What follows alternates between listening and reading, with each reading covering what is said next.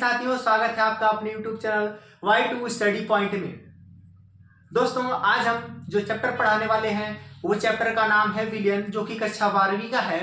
अब इसमें हम उन महत्वपूर्ण प्रश्नों को रखे हैं जो कि परीक्षा की दृष्टि से बहुत ही ज्यादा इंपॉर्टेंट है।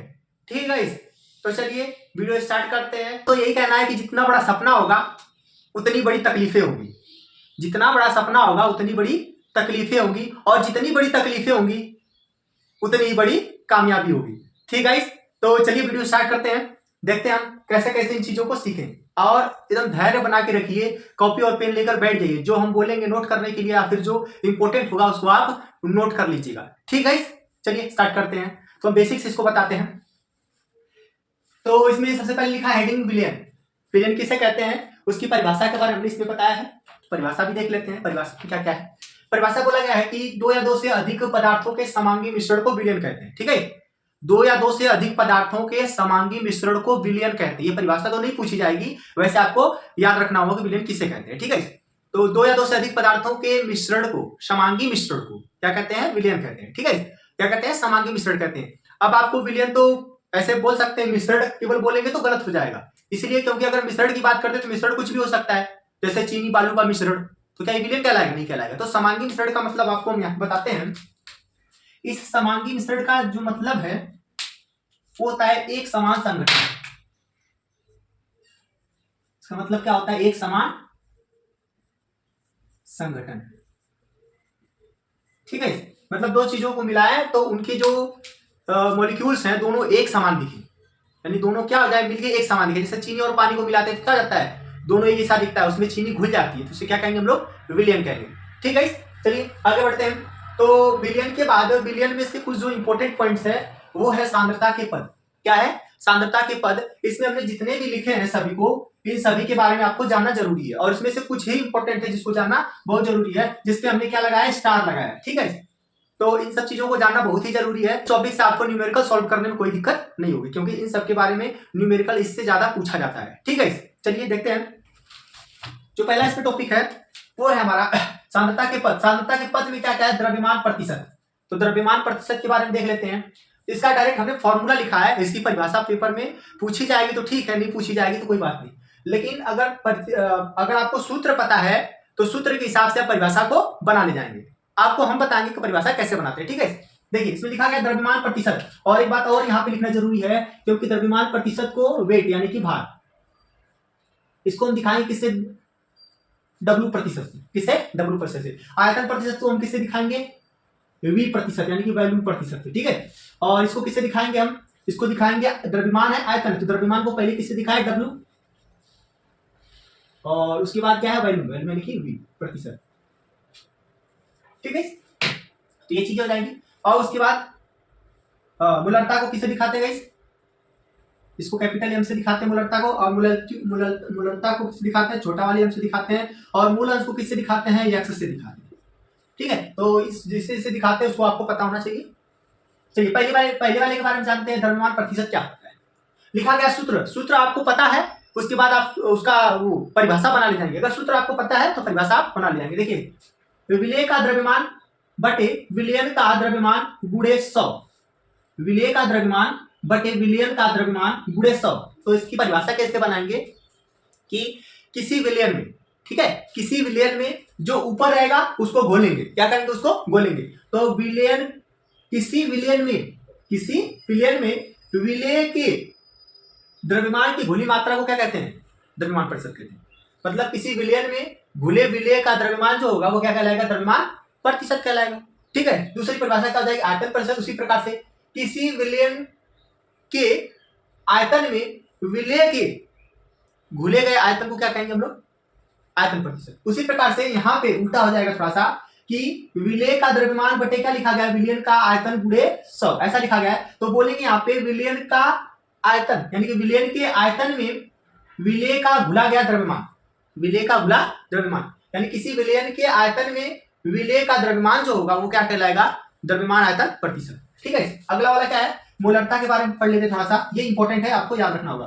मूलरता क्या होता है? विलेय के मोलों की संख्या बटे विलियन का आयतन लीटर में, ये बात याद रखना होगा। और या फिर परिभाषा ऐसे बना सकते हैं, विलेय के मोल गुणे 1000 बटे विलियन का आयतन। यहाँ पे देखो गाइस, यहाँ पे जो लीटर है अगर इसको मिलीलीटर में बदले, यहाँ पे क्योंकि मिलीलीटर में यहाँ पे लीटर में, तो इसको अगर मिलीलीटर में बदलेंगे तो 1000 से भाग देंगे, और अगर 1000 से भाग दे रहे हैं तो ऊपर जाके क्या हो जाएगा? तो दोनों सूत्र क्या है? सेम है, ये है मिलीलीटर में और ये किसमें है? लीटर में। ठीक है, इसकी परिभाषा आपको याद रखने होगी, बता देते हैं। तो विलियन का आयतन कितना है? 1 लीटर। तो बोलेंगे किसी विलियन के 1 लीटर आयतन में, किसी विलियन के 1 लीटर आयतन में घुले विलेय के मोलों की संख्या, घुले विलेय के मोलों की संख्या क्या कहलाएगी? मोलरता। आपको हमेशा याद रखना है कि जो ऊपर वाली चीज होगी उसको नीचे वाली चीजों में बोलना होगा, आपको ये बात याद रखना होगा, परिभाषा बना ले जाएंगे आराम से। ठीक है, तो हमने क्या बोला मोलरता के बारे में कि किसी विलेयन के 1 लीटर आयतन में घुले विलेय के मोलों की संख्या क्या कहलाती है? मोलरता कहलाती है। उसी प्रकार से मोल अंश के बारे में हम डिटेल में चर्चा करेंगे, यहाँ पे जगह नहीं उतनी, आगे डिटेल में इसी के बारे में पढ़ना आपको। ठीक है, दूसरी अगली परिभाषा जो मोलरता और मोलरता दोनों में अंतर समझिएगा उसमें। इसमें क्या बोला गया है कि विलायक का द्रव्यमान केजी में, यानी कि किसी विलयन के विलायक में जो द्रव्यमान उसका है 1 किलो है। कितना है? 1 किलो है, और उसमें घुले विलेय के मोलों की संख्या क्या कहलाएगी? मोलरता कहलाएगी। या फिर विलेय के मोल गुणे 1000 बटे विलायक का द्रव्यमान ग्राम में, यदि ग्राम में हो तो 1000 से भाग करके ऊपर जाके पूरा हो जाएगा। ठीक है, तो आपको समझ में आ गया होगा। अब हम पढ़ते हैं इसके बारे में, मोल अंश के बारे में पढ़ते हैं। मोल अंश क्या होता है?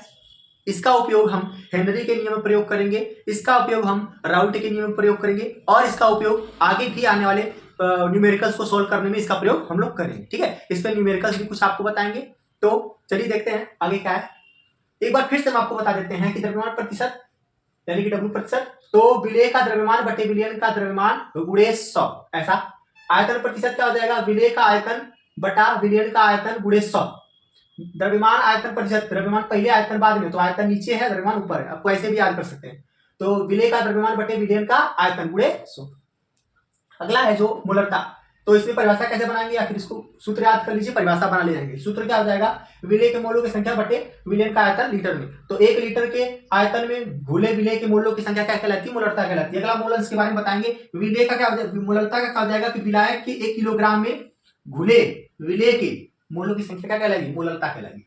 ठीक है, आगे बढ़ते हैं। तो आगे देखते हैं उसमें क्या क्या चीजें और हमको पढ़नी है, और जो इंपॉर्टेंट है वो क्या चीजें। ठीक है गाइस, पहले मोल अंश को समझने से पहले कुछ 3 सवाल बता देते हैं। जो 3 सवाल जो अभी हमने बताया था उसी टॉपिक पर है। ठीक है, तो सूत्र तो लिख दिया हमने, उसको यूज कैसे करेंगे तो आपको याद रखना है। ठीक है, यहाँ पे दोस्तों लिखा गया 20 ग्राम शर्करा को 80 ग्राम जल में घोला गया तो शर्करा का द्रव्यमान प्रतिशत क्या होगा? ठीक है, आपको द्रव्यमान प्रतिशत निकालना है, W प्रतिशत निकालना है। किसका?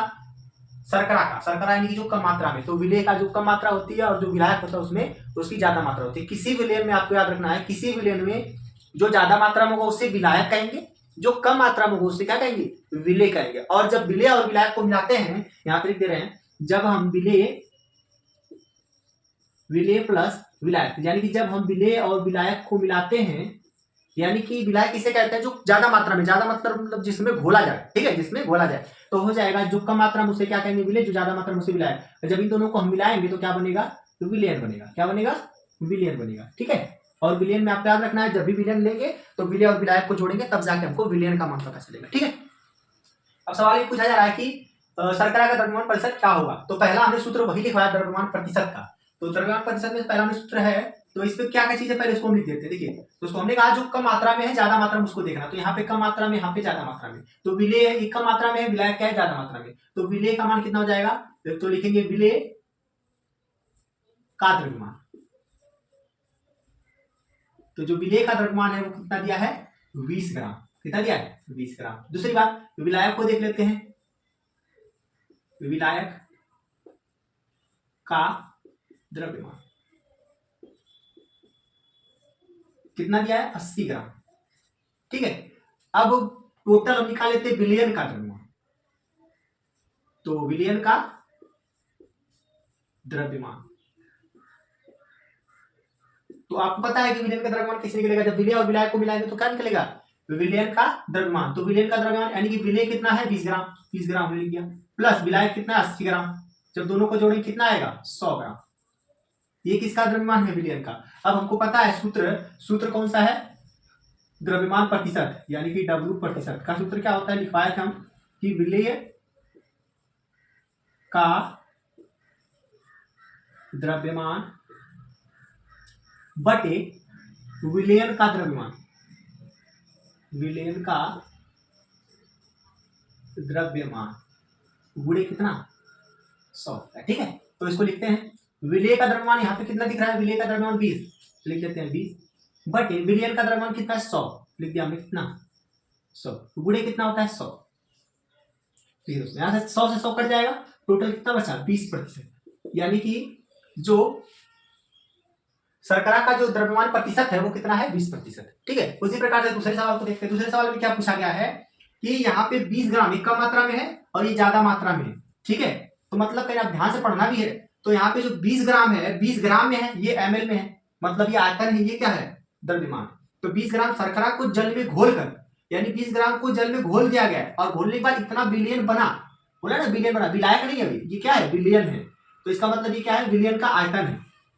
ठीक है, इसका आयतन है विलयन का आयतन, द्रव्यमान प्रतिशत ज्ञात करना है। तो लिख देंगे हम यहाँ पे पहले जो दिया इसको लिख देते हैं विलेय का द्रव्यमान। तो विलेय का द्रव्यमान जो हो जाएगा वो कितना हो जाएगा 20 ग्राम। ठीक, अब विलायक नहीं दिया, क्या दिया विलयन डायरेक्ट दिया है, यानी इसको 20 ग्राम को घोल दिया गया तो इतना बना जल में। तो विलयन का आयतन, सीधी सीधी बात है, आप याद रखना होगा। अगर ml में है तो आयतन है, जी में यानी ग्राम है तो क्या है आपका द्रव्यमान में। ठीक है, तो विलयन का आयतन कितना हो जाएगा 250 L। ठीक है, ये तो पता चल गया। आप क्या निकालना है द्रव्यमान आयतन प्रतिशत, द्रव्यमान आयतन प्रतिशत निकालने के लिए हम किसे दिखाते हैं W/V प्रतिशत। ठीक है, क्या हो जाएगा सूत्र, क्या हो जाएगा सूत्र दोस्तों, तो हो जाएगा सूत्र हमने लिखवाया था विलेय का द्रव्यमान बटे विलयन का आयतन गुणे कितना 100। ठीक है, तो यहां से क्या मिलेगा विलेय का द्रव्यमान कितना है 20 ग्राम, यहां पे लिखा 20 ग्राम बटे विलयन का आयतन कितना 250 ml गुणे कितना हो जाएगा 100। काटते हैं इसको, 0 0 कट गया, 25 चौके 100, 4 गुना के 8, यानी कितना आएगा 8%। ठीक है, 8% द्रव्यमान प्रतिशत कितना होगा 8%, ये हो जाएगा आपका आंसर। अब अगला वाला जो सवाल है, ये सवाल है क्या पूछ रहा है यहाँ पे आयतन प्रतिशत पूछ रहा है, केवल आयतन यानी कि V प्रतिशत पूछ रहा है, आयतन प्रतिशत पूछ रहा है। तो इसमें ये क्या हो जाएगा ml AB है, ml A है। इसमें बोला गया है कि 20 ml एथेनॉल को इतने 160 ml जल में, यानी कि ये हो जाएगा आपका ज्यादा है ये कम है। अब यहाँ पे इसको विलायक बोलेंगे, क्यों, क्योंकि इसमें अभी घोला जा रहा है, घोला नहीं पहले से। इसमें क्या हो गया था, इसको डाल के पहले घोल कितना बना लिया गया था, लेकिन यहाँ पे क्या अभी डाला जा रहा है इतना बनेगा। तो 20 को 160 ml में घोला जाएगा, तो उस एथेनॉल का आयतन प्रतिशत क्या होगा। तो इसमें भी वही क्या लिखेंगे विलेय का, अब यहाँ पे द्रव्यमान नहीं लिखेंगे आयतन लिखेंगे, क्योंकि यहाँ पे ml में है। आयतन कितना दिया है 20 ml, और इसको बोलेंगे क्या विलायक का आयतन, विलायक का आयतन कितना हो जाएगा 160 ml। तो इस हिसाब से क्या निकालना पड़ेगा आपको विलयन का आयतन। जब विलयन का आयतन निकालेंगे तो क्या निकल के आएगा, इन दोनों को जोड़ देंगे तो हो जाएगा 20 + 160 हो जाएगा 180। ठीक है, अब सूत्र हमारे पास क्या होता है आयतन प्रतिशत का, आयतन प्रतिशत का सूत्र हो जाएगा होता है विलेय का आयतन बटे विलयन का आयतन गुणे 100। ठीक है, तो यहाँ से सूत्र क्या सवाल को मान रखते हैं, सवाल में 20 हो जाएगा विलयन का आयतन 20 बटे, और विलयन का कितना हो जाएगा 180 गुणे कितना 100। यहाँ से 0 से 0 कट जाएगा, ऐसे काटेंगे तो 2 1 कम 2 2 9 के 18, यानी कि 100 बटा कितना हो जाएगा 100 बटा के 9। और जब इसको हल करेंगे 100 बटा के 9 तो 9 1 कम 9 9 1 कम 9 9 1 कम 9 ऐसे करके कितना प्रतिशत आएगा। ठीक है, ठीक है, तो आगे हम बढ़ते हैं, अब मोल अंश के बारे में जान लेते हैं। ये छोटी छोटी जानकारी थी, अब मोल अंश जो बहुत ज्यादा इंपॉर्टेंट है उसको आपको ध्यान से समझना है।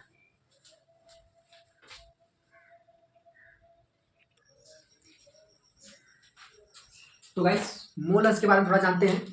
लिखा गया है किसी विलयन में उसके अवयवों के मोलों की संख्या तथा उसके कुल मोलों की संख्या का पाथ होता है वो मोल अंश कहलाता है। इसे किससे दिखाते हैं, यक्ष से दिखाते हैं। ठीक है, इसमें लिखा गया है कि यदि किसी द्विअंगी विलयन, तो द्विअंगी विलयन का मतलब ये होता है कि एक विलय होना चाहिए और एक विलायक होना चाहिए, उसको कहते हैं द्विअंगी विलयन। ठीक है, अब यहाँ पे मोल मोल बार बार आ रहा है, तो अगर मोल को आपको नहीं आता है मोल के बारे में तो यहाँ पे थोड़ा समझ लेते हैं। मोल का मतलब होता है कि भार बटे अणुभार, भार बटे अणुभार। अब यहाँ पे लिखा गया है कि 18 ग्राम विलयन में जल के मोलों की संख्या, 18 ग्राम में जल के मोलों की संख्या क्या होगी, तो आपको याद रखना होगा कि 18 ग्राम दिया गया द्रव्यमान उसको बोलेंगे भार, जो ग्राम दिया रहेगा उससे बोलेंगे भार, और इसका अणुभार निकालेंगे। तो जल का जो अणुभार होता है उसको निकालते हैं कैसे, यहाँ पे लिखा गया है H2O, तो H2O के फार्मूले से ही निकालते हैं। हाइड्रोजन का जो फार्मूला होता है उसमें हाइड्रोजन में उसका भार कितना होता है 1, और 1 कितनी बार है 2 बार, तो हो जाएगा 2 प्लस ऑक्सीजन का होता है 16, दोनों को जोड़े कितना हो जाएगा 18, यानी कि इसका जो अणुभार आया, जल का अणुभार 16 है। ठीक है, और दिया गया भार कितना 18, अणुभार कितना है 18। ठीक है, जब काटेंगे तो कितना आएगा 1, यानी कितना आएगा 1 मोल आएगा। ठीक है, तो ऐसे आपको मोलों की संख्या निकालना होगा, आपको याद रखना होगा ऐसे मोलों की संख्या, मोल भार बटे अणुभार, आपको याद रखना होगा। ठीक है, अब बढ़ते हैं आगे थोड़ा सा। यदि किसी विलयन की द्विअंगी में दो अवयव, विलयन में दो अवयव एक था बी हो के मोल क्रमशः यानी ए और एन बी, हाँ याद रखना एक बात हो कि एन से दिखाते हैं किसको, मोल को, मोल को किसे दिखाते हैं, एन से दिखाते हैं। एन ए और एन बी हो तो उनके मोल अंश क्रमशः, ठीक है, उनके मोल अंश क्रमशः। आपको यहाँ पे ये देखना है कि हम जैसे हमने कह दिया कि कोई हम एक विलयन बनाते हैं, एक कोई विलयन बनाते हैं, उसमें कोई पदार्थ ए डालते हैं और कोई क्या डालते हैं बी डालते हैं, यानी कि इसको विलय मान लेते हैं, इसको विलायक, और हमने इसको इस पे डाला तो इसके कुछ मोलों की संख्या होगी, तो इसके मोलों की संख्या को हमने क्या बोला Na, और इसके मोलों की संख्या को क्या बोला हमने Nb बोला। ठीक है, Na और Nb जब इसको मिलाया हमने तो दोनों का एक विलयन बना, और इस विलयन में तो बताना है कि पहले वाले के मोलों की संख्या, सॉरी पहले वाले का जो मोल अंश होगा वो क्या होगा और बी वाले का मोल अंश क्या होगा, दोनों का अलग अलग मोल अंश निकालना है, दोनों का अलग अलग मोल अंश निकालना है। तो हम लिखेंगे यहाँ पे अलग अलग, तो लिखेंगे ए अवयव के मोल अंश, ठीक है, तो ए अवयव का मोल अंश है, तो मोल अंश को किसे दिखाते हैं, यक्ष से, लेकिन यक्ष किसका ये नहीं पता, तो इसमें आप कहते हैं ए यानी इसका। ठीक है, तो अब क्या होता है कि यहाँ पे जो लिखा गया विलयन में उसके अवयव के मोलों की संख्या, तो जो जिसको हम ले रहे हैं, यानी कि अगर ए का मोल अंश निकालेंगे तो ए के मोलों की संख्या ऊपर रखेंगे। ठीक है, ए का मोल अंश निकालेंगे तो ए के मोलों की संख्या को ऊपर रखेंगे, और अगर बी के मोल अंश निकाल रहे हैं तो बी के मोलों की संख्या को ऊपर रखेंगे, और नीचे में क्या होगा तो ए के मोलों की संख्या और बी के मोलों की संख्या को जोड़ के भाग दे देंगे। फिर से एक बार बता दे रहे हैं, जिसका हमको मोल अंश निकालना है, जिसका हमको मोल अंश निकालना, मान लेते हैं हमको ए का मोल अंश निकालना है तो उसको रखना है ऊपर, उसके मोलों की संख्या ए के मोलों की संख्या को रखेंगे ऊपर, और अगर बी को निकालना है तो बी के मोलों की संख्या को रखेंगे ऊपर। आप देखिए जैसे ए के अवयव के मोल अंश ज्ञात करना है तो एक्स एक्स इसको दिखाएंगे, तो लिखेंगे यहाँ पे ए के मोल बटे ए के मोल प्लस किसके बी के मोल। ठीक है, तो सूत्र क्या बनेगा, एक्स ए का मोल अंश क्या हो जाएगा, ए के मोल क्या है, ए के मोल क्रमशः ए के मोल क्या है Na और बी के मोल क्या है Nb, तो हो जाएगा Na पूरे के बटे ए के मोल क्या हो जाएगा Na और बी के मोल क्या हो जाएंगे Nb। ये हो जाएगा आपका XA के, यानी कि ए के अवयव एक या दो मिलाया गया इसमें, तो इसका मोल अंश का मान ये आएगा। तो इसी प्रकार से बी के मोल अंश को निकालते हैं, बी अवयव के मोल अंश, बी अवयव के मोल अंश, तो उसको किसे दिखाएंगे इस एक्स बी, क्योंकि बी वाला देख रहे हैं, तो इसमें क्या बोलेंगे हम लोग बी के मोल, फिर नीचे क्या आ जाएगा यही ए के मोल प्लस बी के मोल। ठीक है, तो सूत्र क्या बन के आएगा, X B N A plus, sorry यहाँ पे बी होना चाहिए एन बी, जिसको निकालेंगे उसका ऊपर एन बी। ठीक है, ये निकल के आया। ठीक है, और आपको एक नोट पॉइंट याद रखना होगा कि ए विलयन में जो अवयव हैं वो अवयव ए और बी हैं, अवयव जो है वो क्या है, ए और बी है। विलयन में जो अवयव है वो है ए और बी। तो हम इस विलयन में अगर देखा जाए तो दोनों के मोल अंश की संख्या कितनी होगी, दोनों के मोल अंश की संख्या कितनी होगी, इसके मोल अंश ये आ गया, ये वाला मान, और जो इसका बी का मोल अंश आया ये आया। तो कुल विलयन का मोल अंश कितना होगा चेक कर लेते हैं। विलयन का मोल अंश, मूलंश, तो क्या बोलेंगे हम, अवयव ए के मूलंश, ए के मूलंश प्लस अवयव किसके, बी के, बी के मूलंश, मूलंश। ठीक है, अब जब दोनों के मूलंश को जोड़ेंगे तो क्या मिलेगा हमको, एक्स ए प्लस एक्स बी। दोनों के मूलंश, पहले का एक्स ए दूसरे का एक्स बी, जब दोनों को जोड़ देंगे तो क्या मिलेगा हमको, एन ए बटे N A plus N B. ये ए का हो गया, बी का कितना हो जाएगा, एन बी बटे N A plus N B. तो हम जानते हैं कि जो नीचे का हर बराबर है उसमें से कोई एक लिख लिया जाएगा, N A plus N B, दोनों को ऊपर को जोड़ लेंगे, N A plus N B, दोनों के साथ ऊपर के कितना आएगा, एक आएगा। इससे क्या निष्कर्ष निकलता है कि किसी भी विलयन का जो मूल अंश होता है उसका मान हमेशा कितना होता है, एक होता है। अगर विलय और विलायक के मूल अंश हैं अलग अलग तो उन दोनों को जोड़ोगे तो कितना आएगा, एक आएगा।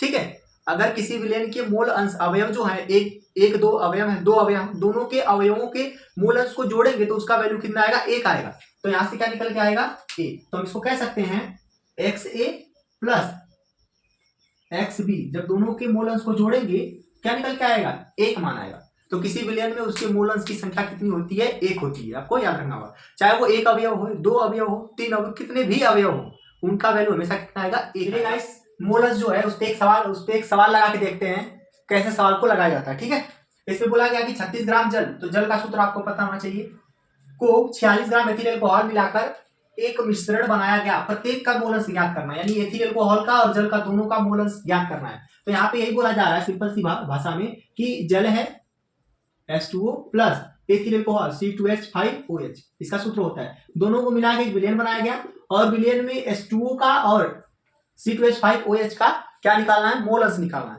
ठीक है, तो आपको याद रखना होगा जिसका निकालना है उसको कहाँ रखना है, ऊपर। यानी कि अगर हम जल का मोल अंश निकालना है तो जल के मोलों की संख्या ऊपर रखेंगे, अगर C2H5 यानी एथिल अल्कोहल के मोल अंश निकालना है तो उसके मोलों की संख्या ऊपर रखेंगे। तो सबसे पहले इनके मोलों की संख्या ही निकाल लेते हैं। तो हम लिखेंगे क्या हम लोग कि जल के मोलों की संख्या, जल के मोल, जल के मोल को किससे दिखाएंगे, NH2O लिख देते हैं छोटा सा। कैसे निकालेंगे जल के मोलों की संख्या, तो दिया गया भार, तो जल का भार कितना है 36 ग्राम, जल का अणु भार कितना होता है H2O, H2O कितना हो जाएगा, H2O ऐसे है तो उसमें से हाइड्रोजन का 2 हो जाएगा, एक हाइड्रोजन का एक, दो हाइड्रोजन का 2, और ऑक्सीजन का होता है 16, 16 2 18, 18 कितना हो जाएगा, 18 बना के 36, यानी कितना आएगा 2, कितना आएगा 2 आएगा। दूसरा C2H5OH का H के मोल, इसके मोल को किसे दिखाएंगे, NC2H5OH। ठीक है, इसके मोलों की संख्या निकालते, इसके मोलों की संख्या निकालेंगे, कैसे निकालेंगे, इसका पहले सूत्र जो है इस पे हम निकाल लेते हैं इसके अणु भार को। ठीक है, तो एक कार्बन का होता है 12, दो कार्बन का हो जाएगा 24, प्लस एक हाइड्रोजन का एक होता है तो 5 हाइड्रोजन का 5 होगा, और एक ऑक्सीजन का होता है 16 और एक हाइड्रोजन का हो जाएगा 1, सबको जोड़ेंगे दोस्तों कितना आएगा 46 आएगा, कितना आएगा 46। और भार बटे क्या होता है अणु भार, तो इसका कितना भार दिया एथिल अल्कोहल का 46 और इसका अणु भार कितना है 46, तो 40 में 40 से भाग देंगे कितना आएगा 1, यानी कि इसके मोलों की संख्या कितनी आएगी 1 आएगी। ठीक है, अब हम जल के मोलों की संख्या निकाल लिए और किसके एथिल अल्कोहल के मोलों की संख्या निकाल लिए। अब हमको निकालना है अलग अलग दोनों का निकालना है मोल अंश। तो हम लिखते हैं यहाँ पे H2O के मोल अंश, H2O के मोल अंश, H2O के मोल अंश को दिखाएंगे X, और यहाँ पे लिख देते हैं H2O। तो किसको निकालना है X, H2O को, H2O वाले के मोलों की संख्या को ऊपर रखेंगे तो हो जाएगा N H2O बटे N H2O plus N C2 H5OH, यानी कि जिसको निकालेंगे उसको ऊपर रखेंगे और नीचे में दोनों को जोड़ के लिखेंगे, ठीक है। तो इसके मोलों की संख्या कितनी है जल के, 2 हो जाएगा। और उसके बाद जल के मोलों की संख्या कितनी है, 2 प्लस एथिल अल्कोहल के मोलों की संख्या कितनी है, 1। तो दोनों को जोड़ेंगे तो कितना आएगा, 2 बटा के 2 1 3, इसको सॉल्व करेंगे आएगा हमारा 0.06, ठीक है। ये आएगा इसका H2 का मोल्स। उसी प्रकार से हम किसका निकालते हैं, C2H5 का, C2H5OH का के मोलंस के मोलन, इसका सूत्र क्या हो जाएगा, इसका मोलंस मोलों की संख्या C2H5 के मोलों की संख्या C2H5OH के मोलों की संख्या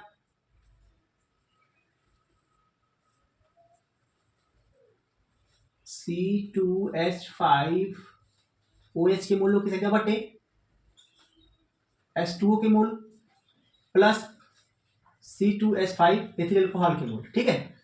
तो इसका मान कितना है, अभी निकाले 1 बटे इसका हो जाएगा 2 प्लस 1, तो दोनों को सोल्व करेंगे तो हो जाएगा 1 बटा के 3, और 1 बटा 3 को जब 3 से 1 में भाग देंगे तो आएगा 0.3, ठीक है। ये आपका हो जाएगा आंसर। तो दोनों के अलग अलग मोलों की संख्या इतनी और इतनी आएगी, ठीक है।